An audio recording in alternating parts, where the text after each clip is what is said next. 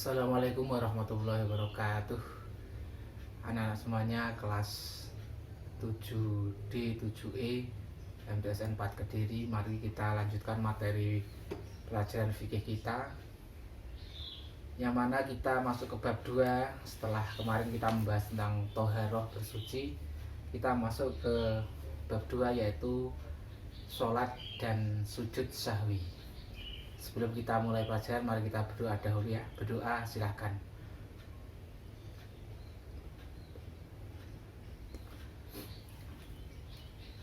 Bab sholat ya, rukun Islam itu ada 5. Satu, bersyahadat asyhadu an la ilaha illallah wa asyhadu anna muhammadar rasulullah. Yang kedua adalah mendirikan sholat.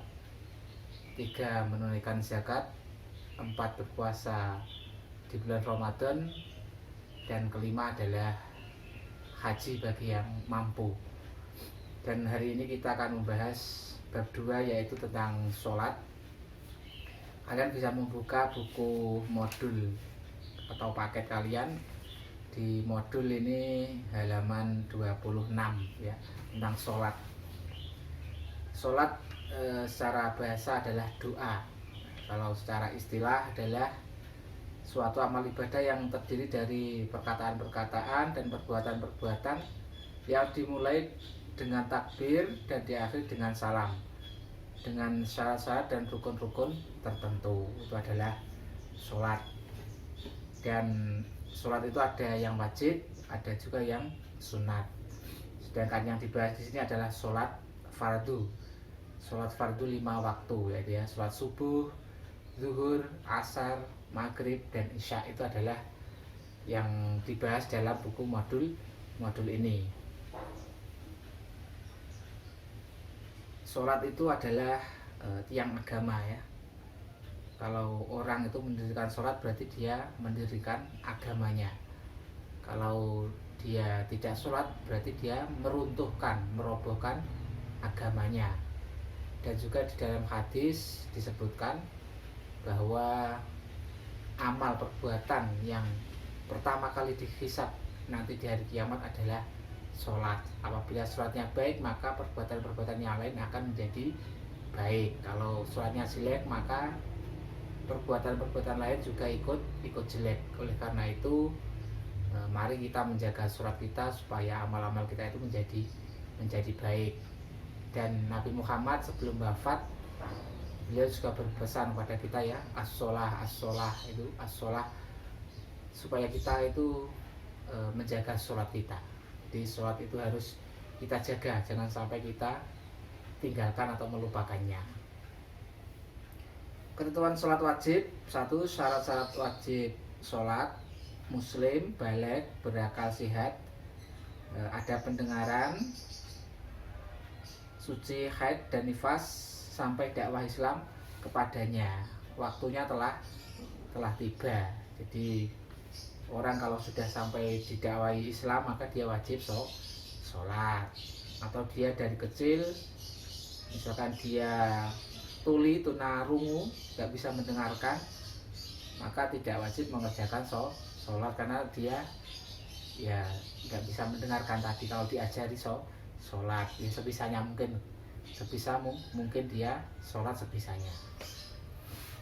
Syarat sahnya sholat ini: suci dari hadas kecil, hadas besar, suci badan, pakaian, dan tempat sholat dari najis. Itu sudah kita terangkan di bab toharoh kemarin. Terus menutup aurat ya, jadi aurat itu juga harus ditutup. Aurat itu beda ya antara laki-laki dan wanita. Aurat di sini di dalam buku Safinatun Najah itu ada 4.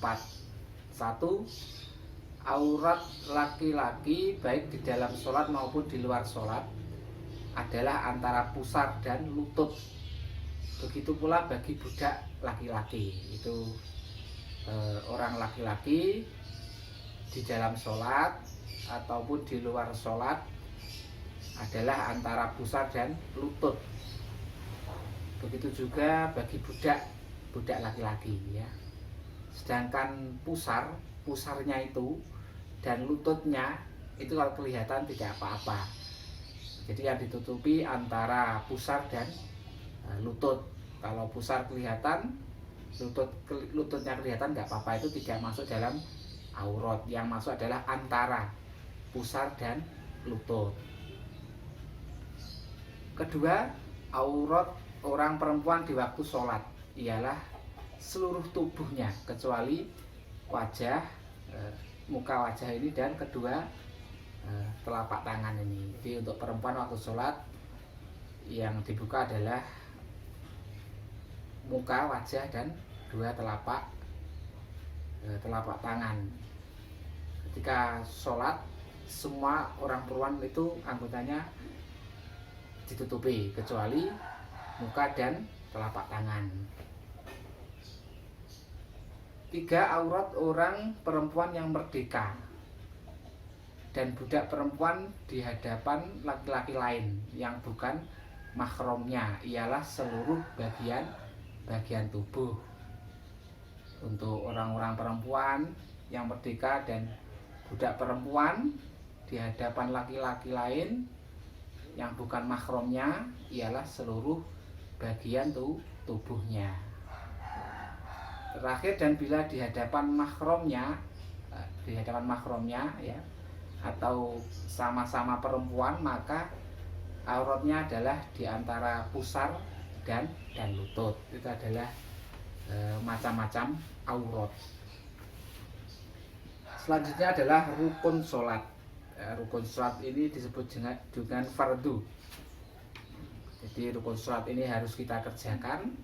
Kalau kita tidak mengerjakan maka sholat kita batal. Contohnya kita sholat tidak membaca Fatihah, yaitu kita meninggalkan satu rukun, maka sholat kita batal. Rukun sholat ada 13, yaitu niat, dia menyengaja niat. Innamal a'malu bin niat. Jadi kita harus niat. Niatnya itu di dalam hati. Kalau di dalam hati masih kesulitan maka kita melafadzkannya. Sholli fardhus subhi raka'ataini mustaqbilal qiblati ada lillahi ta'ala. Kita lafadzkan kalau dalam hati masih kesulitan, itu untuk membantu kita berniat. Berdiri bagi yang mampu. Kalau kita mampu berdiri maka kita wajib berdiri. Kalau tidak bisa berdiri kita bisa duduk. Duduk nggak bisa dengan berbaring ya. Dan yang terakhir, kalau sudah nggak bisa apa-apa, dengan isyarat ya. Itu adalah bagi mereka yang tidak bisa berdiri, seperti itu caranya. Takbiratul ihram, mengucapkan Allahu Akbar, nah, itu adalah rukunnya, juga harus dilafadzkan keras. Membaca surat Al-Fatihah.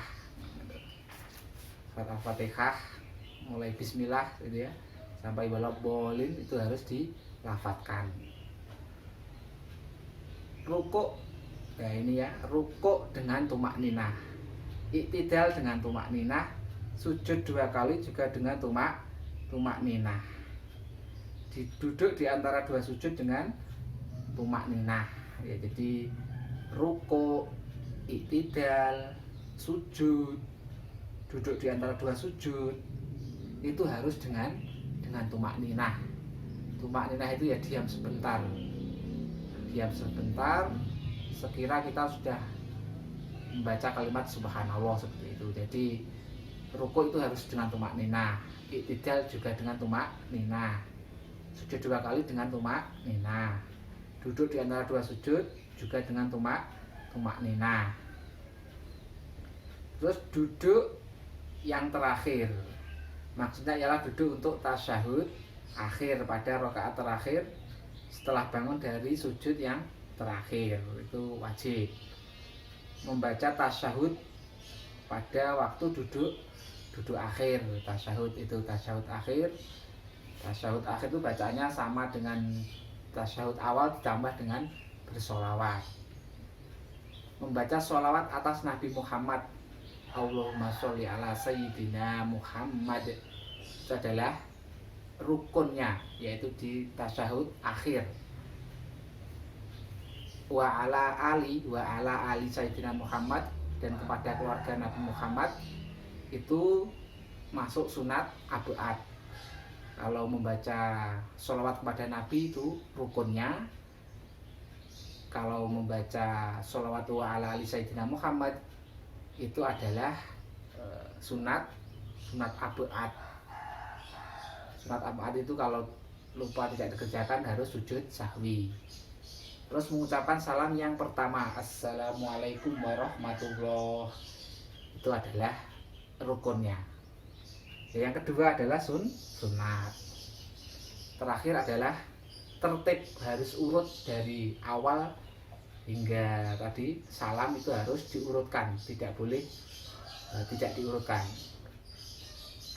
Dari rukun-rukun tadi yang setelah kita sebutkan ya, itu dibagi jadi dua. Ada rukun kolbi, yaitu mencakup satu rukun, yaitu niat di dalam hati. Kalau di hati susah, kesulitan dengan dilafadzkan.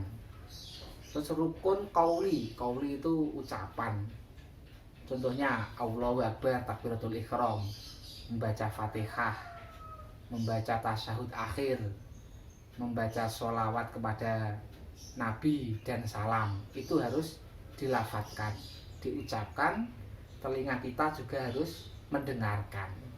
Baca Fatihah jangan umi-umi saja, tapi baca Fatihah itu telinga kita juga harus mendengarkan. Jadi rukun-rukun yang berstatus qauli, ucapan itu harus kita juga bisa mendengarkan. Jangan umi-umi saja. Allahu Akbar ya harus keras telinga mendengarkan. Baca Fatihah telinga kita juga mendengarkan. Baca tasyahud akhir, at-tahiyatul yang akhir itu ya, itu juga kita harus mendengarkan. Baca sholawat Allahumma sholli ala sayyidina Muhammad, Assalamualaikum warahmatullahi, itu juga harus kita mendengarkan yang membacanya. Itu rukun qauli, harus seperti itu. Rukun fi'li mencakup 6 rukun. Fi'li itu pekerjaan, perbuatan, ruku, iktidal, sujud, duduk di antara dua sujud dengan tumakninah ya, duduk tasyahud akhir, itu rukun fi'li. Adapun rukun yang ke-13 yaitu tertib, adalah gabungan dari rukun qauli dan fi'li.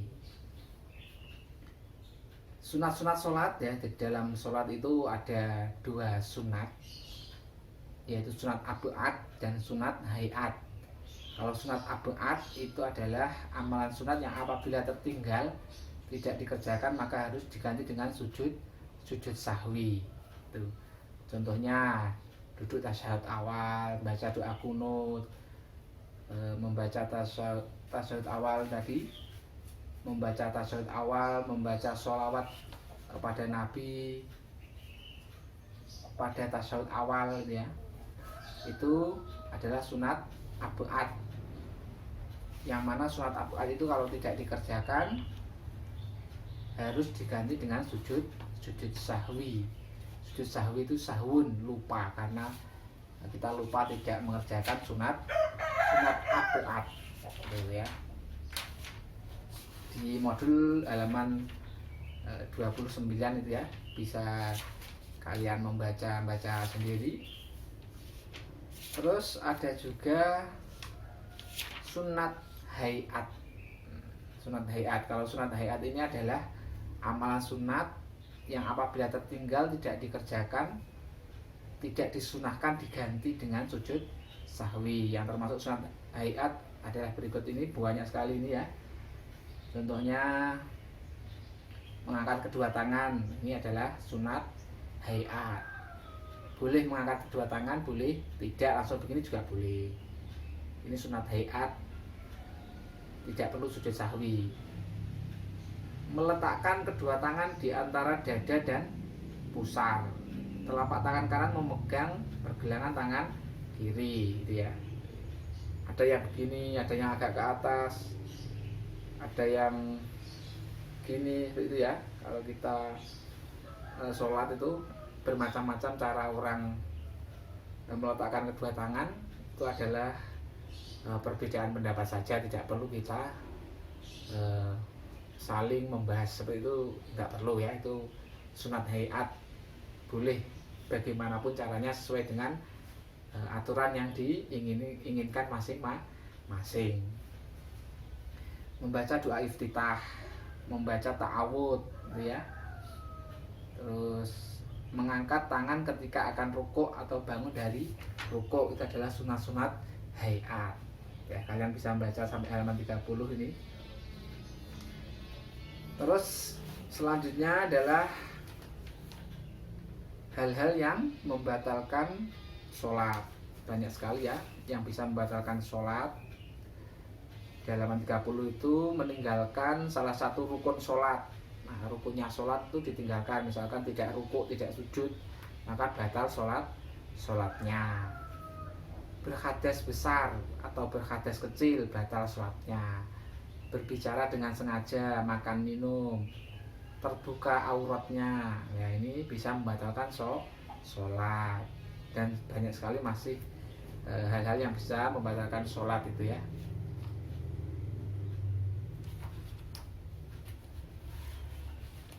Terus selanjutnya kita bahas. Oke, saya lanjutkan.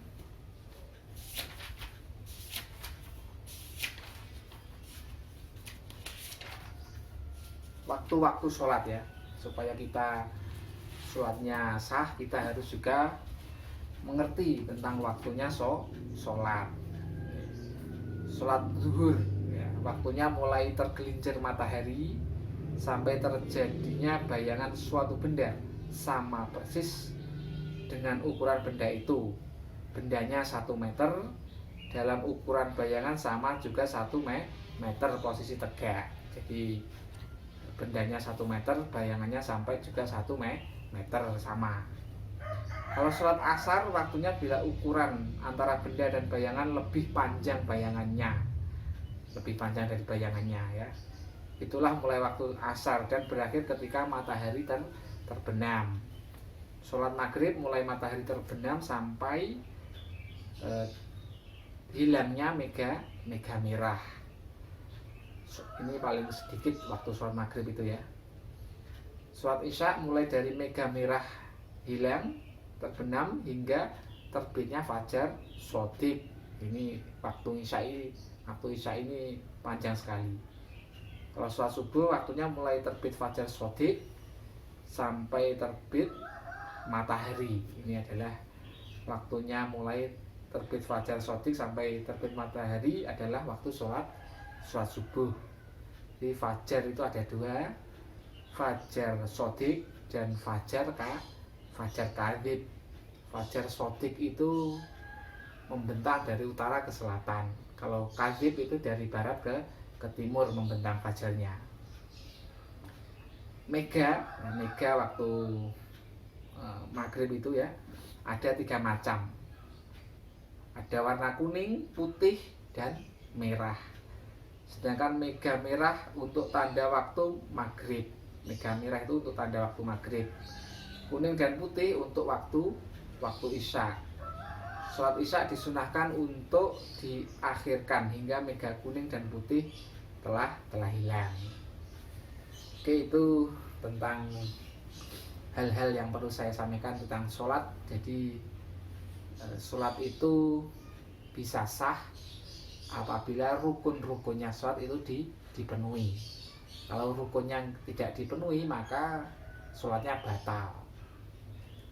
Terus di dalam sholat itu ada sunat-sunat, ada sunat abad, yang mana sunat abad ini kalau kita lupa tidak mengerjakannya maka kita mengganti dengan sujud sahwi.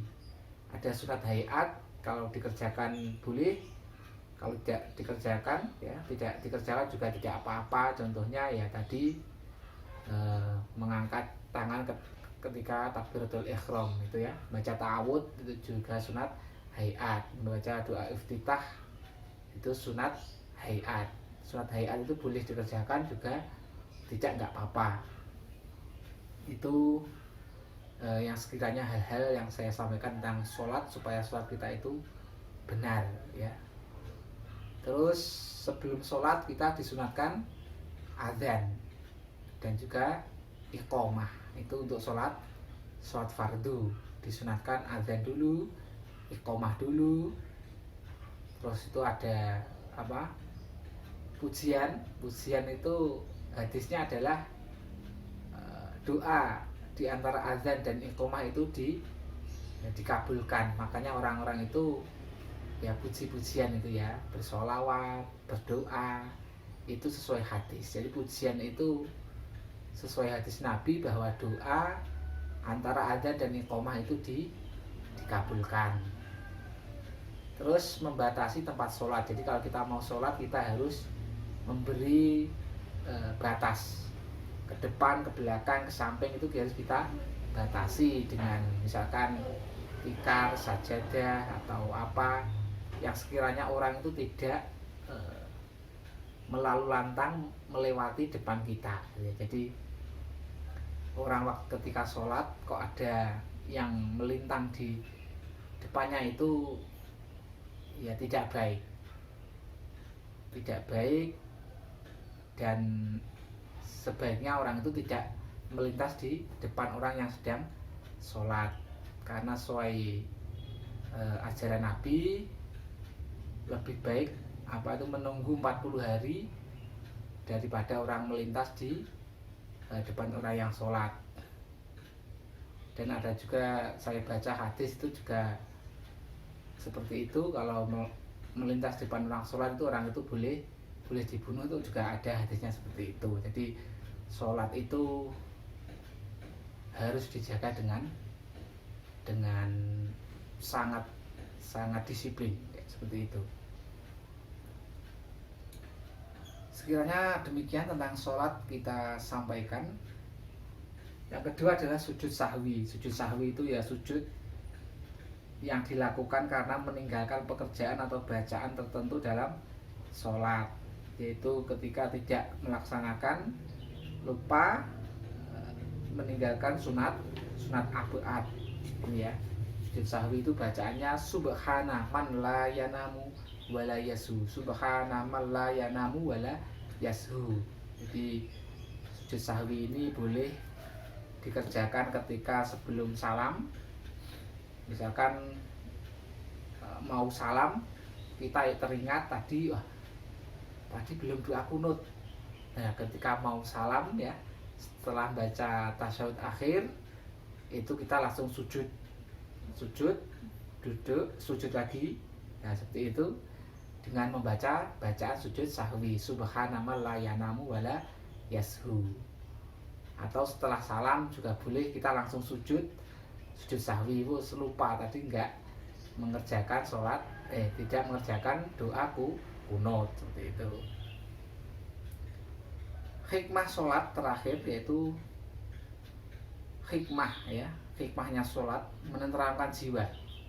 Kalau di Al-Quran itu sholat, innas sholata tanha anil fahsya'i wal munkar. Sesungguhnya sholat itu tanha, mencegah, anil fahsya'i wal munkar, dari perbuatan keji dan mungkar. Sholat itu bisa mencegah perbuatan keji dan mungkar. Kalau orang masih berbuat keji, masih berbuat mungkar, itu sholatnya belum baik.